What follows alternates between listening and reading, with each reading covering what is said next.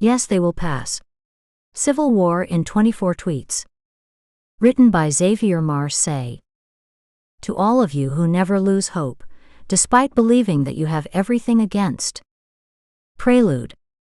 36 degrees 31 minutes 46 seconds north, 6 degrees 17 minutes 25 seconds west.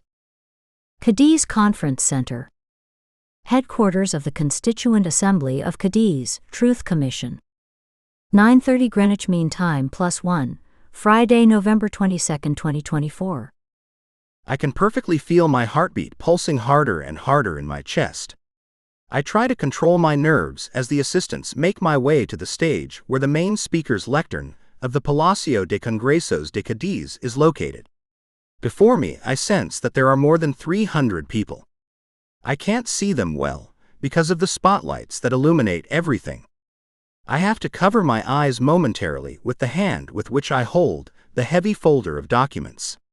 I know everyone is looking directly at me. All of them were chosen to design the future of the country. All of them are the key to establishing the pillars that guarantee peace, coexistence, and of course, the progress of Spanish society. I am aware that they are not the only ones who are going to watch and listen to me. I know that His Majesty, King Fernando VIII, is somewhere next to part of the acting government of national unity. In addition, the infinity of cameras that are capturing every last millimeter of my steps remind me that everything is being broadcast live to the whole world. I try not to look hesitant. Today is the culmination of nearly a year of intense work and effort. Today is the moment in which I must prove that fate did not choose me by chance, but because I was born to make a difference in this turbulent time. Who am I?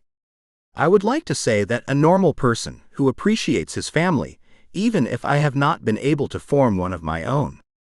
Someone who values friendship and loyalty. I do feel very lucky here.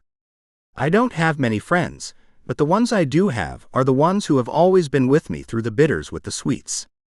At 45 years old, I never thought I would find myself in a situation like this. If I had been told about this scenario before the day that changed everything, I would have laughed, thinking that I was being played a joke.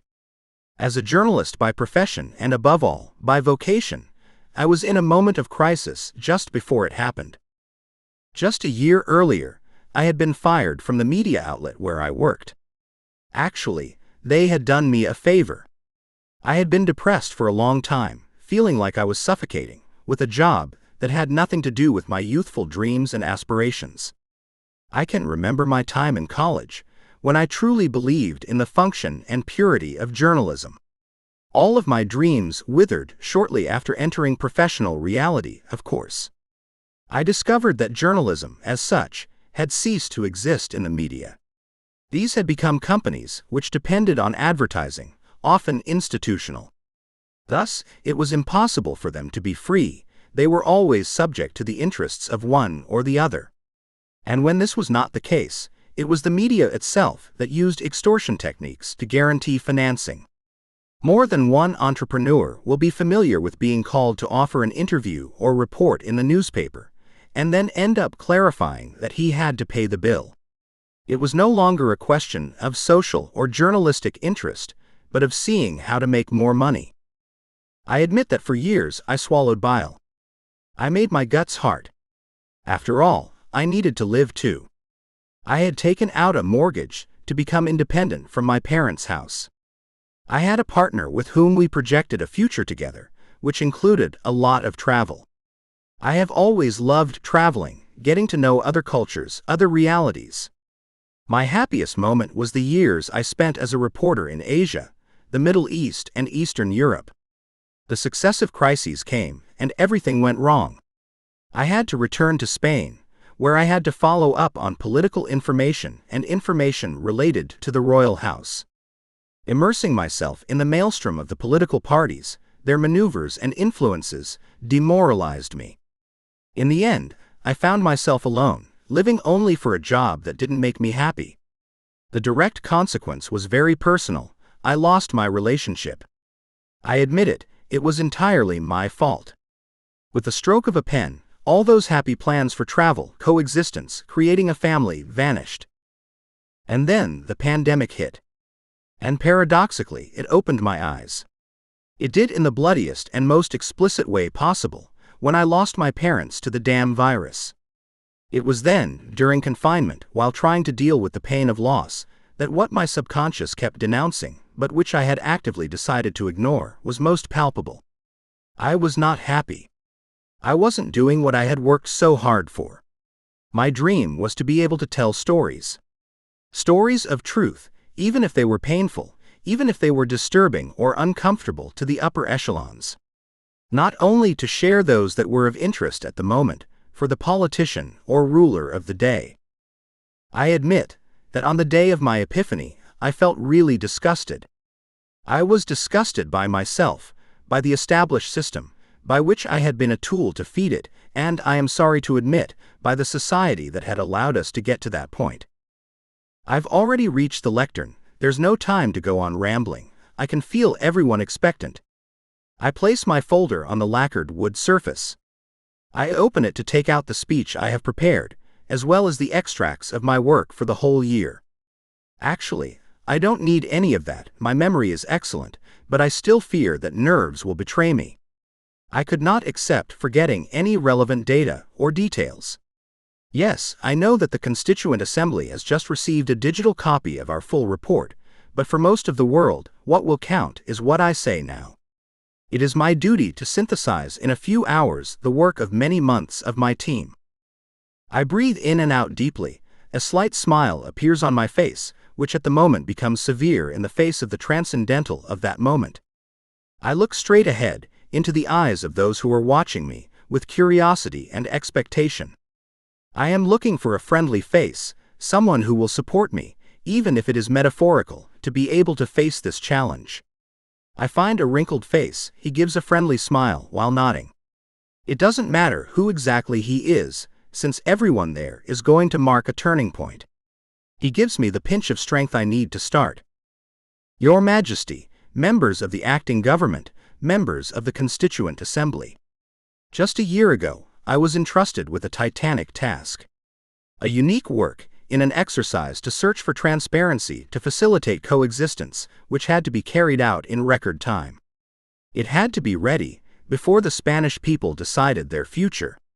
And here we are, all gathered, so that I can share with you a summary of the result of my research. I have to admit that this has been a great responsibility. I have to confess that, on many occasions, I have felt with the phony syndrome. I was chosen in turbulent times, as a result of my performance during the day that changed the history of Spain. But I wasn't the only one. I was just one more of the thousands of Spaniards who, on that frantic day, decided to take a step forward to tell the truth. To share with the rest of the citizens all the points of view and edges of what was happening. To give them enough tools to be able to create their own criteria and judgment.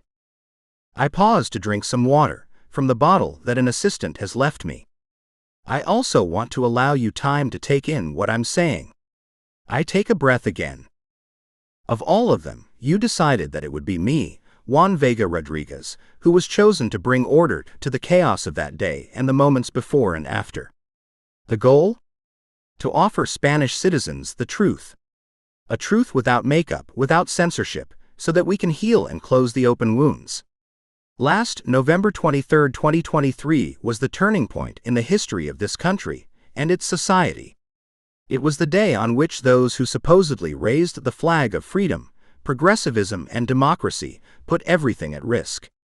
Those who had resurrected the revanchism of the Civil War were on the verge of allowing, with their permanent blindness, its repetition, putting an end to all the work of our predecessors in order to live in peace and freedom. I stop again. My words make more than one of the spectators move from their seats. Despite all these months and the open processes, saying this out loud continues to make many people uncomfortable. But there is no other way. You can't sweeten it, you can't make it up. Today I have come to tell the pure truth, whoever it hurts. I take another sip of water. I must continue. For a year, we have interviewed and extracted testimonies from hundreds of people. Individuals who, in one way or another, had relevance in the events that took place before, during and after what has been called the Spanish Civil War of the 24 hours. Of all those conversations, today, I have chosen 24 that I personally conducted through 24 publications on the Twitter social media. Through these visions, I hope to be able to fulfill the mandate received by this assembly and to be able to clarify why that day we were one instant away from having suffered the "yes, they will pass." More murmurs, but I know I have their full attention. I don't know if I'm already a trending topic in Spain or even internationally. I don't care. I treat myself with a last second of inner pause. I hope to be able to offer a view as objective as possible. Although I am fully aware that, despite having tried, it has been impossible for me to be one. I'm not going to fool anyone, not even myself. I myself was the protagonist and victim of what happened. There are things that one cannot put aside. In my defense, I will argue that my job, rather than unraveling a mystery, is to shed light on the visions and reasons that led us to 23N. It is not that there are reasonable doubts about what my interviewees did or did not do. Public opinion has been able to see countless videos, proofs, and publications that accredit each action. If there is no official, final verdict, it is only because the trials will not take place until after the new constitution has been voted on. My personal mission has been to try to understand beyond the barriers that have been forged around it. My goal has been to get deep enough to see beyond its subjective truth. I have done the best I could, the best I knew given the circumstances. And what I do know is that despite I have been more or less objective, my vocation has been to be able to witness, in a constructive way, everything that happened. What I'm doing isn't about my ego or my fame, it's about what happened that day and how it got to that point. It's about learning once and for all from the past and not making the same mistakes. In the end, it's about the most elemental thing on which our lives are built, hope. Without further delay, I begin to turn page by page to relate and reproduce each of the 24 testimonies chosen to reach my final conclusions.